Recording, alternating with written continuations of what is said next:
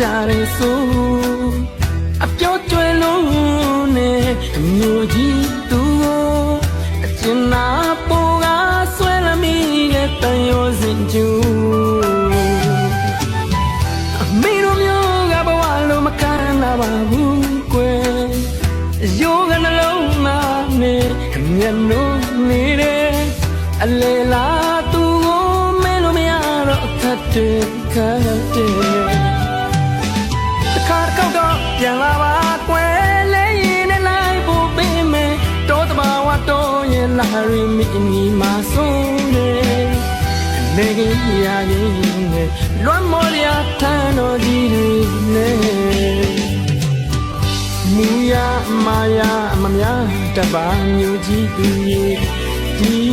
ရင်မမရင်ချက်သေးလားခံမ